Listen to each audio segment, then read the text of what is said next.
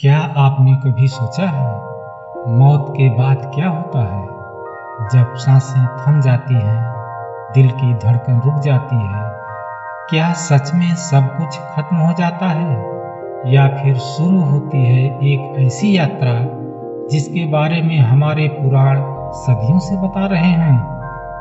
एक यात्रा जहां आत्मा 13 दिन तक अपनों के बीच भटकती है, यमदूतों से छिपती है और फिर एक ऐसे लोक की ओर जाती है जहां हर कर्म का हिसाब होता है। आज हम आपको ले चलते हैं मृत्यु के उस पार की एक ऐसी दुनिया में जहां से लौटकर कोई नहीं आया, लेकिन उसके बारे में हमारे शास्त्रों ने विस्तार से बताया है। तो तैयार हो जाइए, क्योंकि इस कहानी से आपकी रूह तक कांप जाएगी। इस वीडियो में हमारे पुराणों के प्रमाणों के साथ जानेंगे। नंबर 1, मृत्यु के तुरंत बाद आत्मा का क्या होता है। नंबर 2, क्यों 13 दिनों तक आत्मा पृथ्वी पर रहती है। नंबर 3, यमलोक की यात्रा कैसे होती है। नंबर 4, क्या आत्मा वापस लौटकर अपनों से मिलने आती है। नंबर 5, पिंडदान और श्राद्ध कर्म का क्या महत्व है।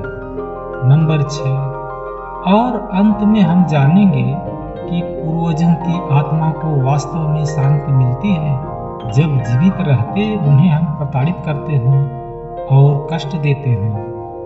अमृतवाणी में आगे बढ़ने से पहले यदि आपने अभी तक चैनल को सब्सक्राइब नहीं किया है तो जरूर करें। जीवन और मृत्यु ये दो ऐसे रहस्य हैं जिन्हें समझने की कोशिश मनुष्य सदियों से करता आया है, लेकिन क्या आप जानते हैं हमारे पुराणों में मृत्यु के बाद की पूरी यात्रा का विस्तार से वर्णन मिलता है।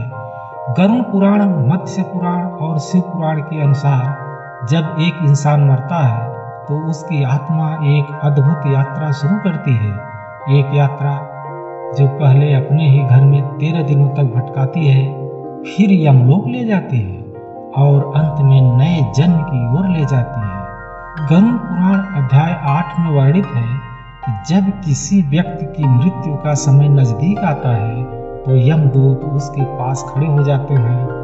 वे उसकी सांसें गिनने लगते हैं और फिर वो पल आता है जब प्राण शरीर से छोड़ देते हैं। लेकिन क्या आप जानते हैं मृत्यु के तुरंत बाद आत्मा को एहसास ही नहीं होता कि वह मर चुकी है।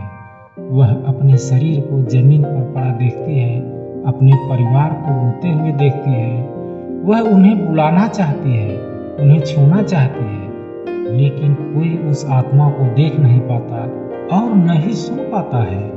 पहले 3 दिन आत्मा के लिए सबसे कठिन होते हैं।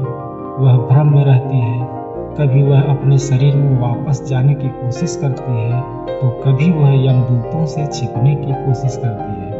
गरुड़ पुराण कहता है कि इसी समय परिवार को विशेष संस्कार करने चाहिए ताकि आत्मा को शांति मिल सके। 3 दिन बीत जाने के बाद आत्मा को समझ में आने लगता है कि वह अब इस संसार की नहीं रही, लेकिन उसकी यात्रा अभी खत्म नहीं हुई है, क्योंकि अगले 10 दिनों तक उसे पृथ्वी पर ही रहना है। मत्स्य पुराण अध्याय 17 के अनुसार इन 10 दिनों में आत्मा अपने कर्मों के अनुसार भटकती है। अगर उसने अच्छे कर्म किए हैं तो उसे दिव्य प्रकाश दिखाई देता है, लेकिन अगर उसके पाप अधिक हैं तो वह अंधेरे और भयानक दृश्य देखती है। क्या आप जानते हैं इन्हीं 10 दिनों में पिंडदान का विशेष महत्व है। पुराणों के अनुसार मृत्यु के बाद आत्मा को प्रेत योनि प्राप्त होती है, जिसमें उसे तीव्र भूख प्यास लगती है और अत्यंत कष्ट होता है। पिंडदान से ही उसकी यह पीड़ा शांत होती है। एक रोचक घटना शिव पुराण में मिलती है, जहां एक आत्मा अपने पुत्र के सपने में आकर कहती है, बेटा मुझे भोजन नहीं मिल रहा है। और अगले दिन जब पुत्र ने विधि पूर्वक पिंडदान किया तो आत्मा ने फिर सपने में आकर आशीर्वाद दिया। 13वां दिन, यह तो महत्वपूर्ण दिन है जब आत्मा को पृथ्वी छोड़नी होती है। गरुड़ पुराण अध्याय 12 बताता है कि इस दिन यमदूत आकर आत्मा को ले जाते हैं और फिर शुरू होती है यमलोक की भयानक यात्रा। यमलोक का रास्ता आसान नहीं होता। पहली चुनौती है वैतरणी नदी, जो कीचड़ और खून से भरी हुई है। पापी आत्माएं इस नदी में डूबती हैं और भयंकर पीड़ा भोगती हैं, जबकि पुण्य आत्माएं इस नदी को आसानी से पार कर जाती हैं। नदी पार करने के बाद आता है यमराज का भव्य दरबार, जहां चित्रगुप्त जी आत्मा के संपूर्ण कर्मों का लेखा जोखा पेश करते हैं। यहाँ कोई झूठ नहीं चलता, कोई रिश्वत नहीं चलती। सच्चे न्याय का यही वह स्थान है जहाँ हर आत्मा को उसके कर्म का फल मिलता है। यमराज के न्याय के बाद आत्मा को 3 मार्गों में से एक मिलता है।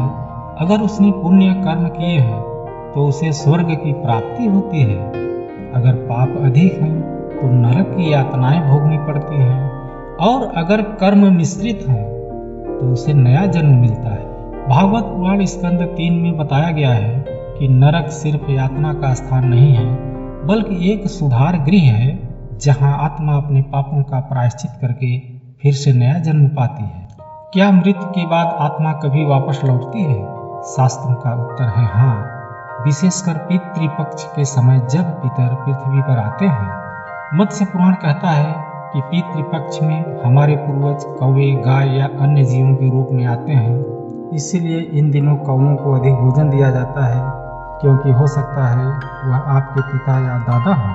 क्या आपने कभी महसूस किया है कि कोई आपको देख रहा है, या अचानक ठंडी हवा का झोंका आया हो सकता है यह आपके पूर्वजों का स्नेह हो जो आपको आशीर्वाद देने आए हों। अभी तक हमने पुराणों के अनुसार यह जाना कि मरने के बाद आत्मा कहाँ जाती है। पिंडदान और श्राद्ध करने से उनको शांति कैसे मिलती है, लेकिन क्या वास्तव में ऐसा होता है? जब हमारे पूर्वज जीवित अवस्था में हैं तब हम उनका सही से देखभाल नहीं करते, उन्हें कष्ट देते हैं, प्रताड़ित करते हैं और उन्हें दाने दाने के लिए मोहताज करते हैं। यहाँ तक कि कुछ लोग अपने माता पिता या बुजुर्गों को वृद्धाश्रम में छोड़ देते हैं। तो आप ही सोचिए, क्या उन्हें खुशी मिलती होगी? उन्हें कष्ट नहीं होता होगा? और इस दयनीय स्थिति में वे सोचते हैं कि हमारे बच्चे ऐसा क्यों कर रहे हैं। और यदि उनके मरने के बाद हम उनका पिंडदान करें और श्राद्ध कर्म अच्छे ढंग से करें तो क्या उनकी आत्मा को शांति मिलेगी? आप भी कहेंगे कभी नहीं। इसलिए हमें अपने माता पिता और बुजुर्गों का जीवित रहते ही भरपूर सम्मान करना चाहिए और उनकी देखभाल अच्छे ढंग से करनी चाहिए।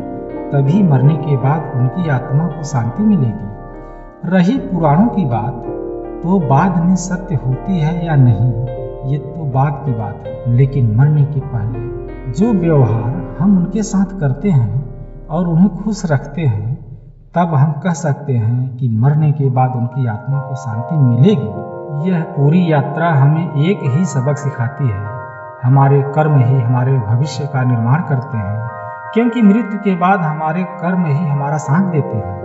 इस वीडियो में मेरा उद्देश्य किसी की भावना को ठेस पहुंचाना नहीं है, और यदि ऐसा होता है तो मुझे क्षमा करें। और हाँ, अगर आपको यह वीडियो ज्ञानवर्धक लगे और पसंद आए तो लाइक करें, शेयर करें और हमारे चैनल अमृतवाणी को सब्सक्राइब जरूर करें। कमेंट में अपना विचार हमें अवश्य बताएं। मिलते हैं फिर नेक्स्ट वीडियो में, तब तक के लिए नमस्कार।